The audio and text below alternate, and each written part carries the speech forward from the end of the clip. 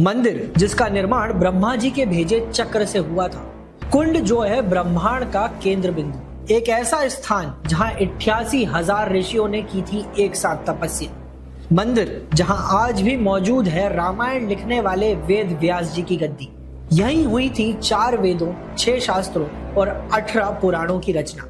एक ऐसी देवी की कहानी जिसने 23,000 सालों तक की थी तपस्या। नमस्कार दोस्तों, welcome to Seekho's official show Bharat के मंदिर। मैं हूं केशव कोठारी और आज हम चलेंगे उत्तर प्रदेश के सीतापुर में गोमती नदी के किनारे स्थित नैमिषारण्य मंदिर की यात्रा पर। देखने में तो ये स्थान एक गोल कुंड है जिसमें भक्त स्नान और जल परिक्रमा करते हैं, लेकिन इसमें युगों युगों के देवताओं, ऋषियों और पवित्र नदियों का संगम देखने मिलता है। इसीलिए इसे तीर्थों का तीर्थ भी कहा जाता है। पौराणिक कथाओं के अनुसार 88,000 ऋषि कलयुग में संसार की रक्षा के लिए तपस्या करना चाहते थे। इसके लिए उन्होंने ब्रह्मा जी से सृष्टि का सबसे पवित्र स्थान पूछा। तब ब्रह्मा जी ने अपना मनोमय चक्र छोड़ा और ऋषियों को उस चक्र के पीछे चलने को कहा। वह चक्र इसी जगह पर आकर गिरा। तब से ही यह पृथ्वी का मध्य स्थल यानी केंद्र बिंदु माना जाने लगा और यहीं पर उन 88,000 ऋषियों ने तपस्या पूरी की। एक अन्य कथा ये भी बताती है कि जब वृत्तासुर ने देवलोक पर कब्जा कर लिया था, तब सभी देवताओं ने ऋषि दधीचि से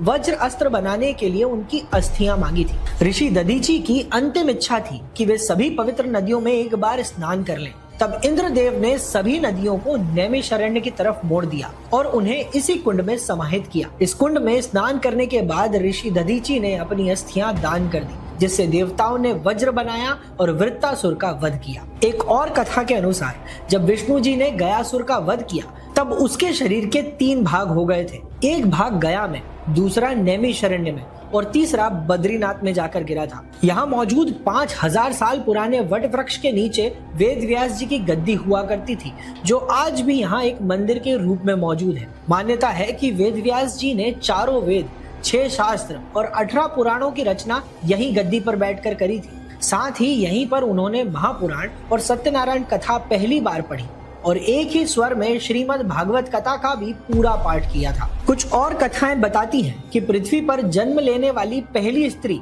शतरूपा ने भी यहीं पर 23,000 सालों तक कठोर तपस्या की। वे भगवान विष्णु को अपने पुत्र के रूप में प्राप्त करना चाहती थी, जिसके लिए उन्होंने ये तप किया था। फलस्वरूप विष्णु जी ने मनु और शतरूपा को अगले जन्म में राजा दशरथ और रानी कौशल्या बनने का आशीर्वाद दिया और स्वयं विष्णु उनके पुत्र राम के रूप में प्रकट हुए। किंवदंतियों की माने तो नारद मुनि संसार के सबसे पवित्र जल तीर्थ की खोज पर निकले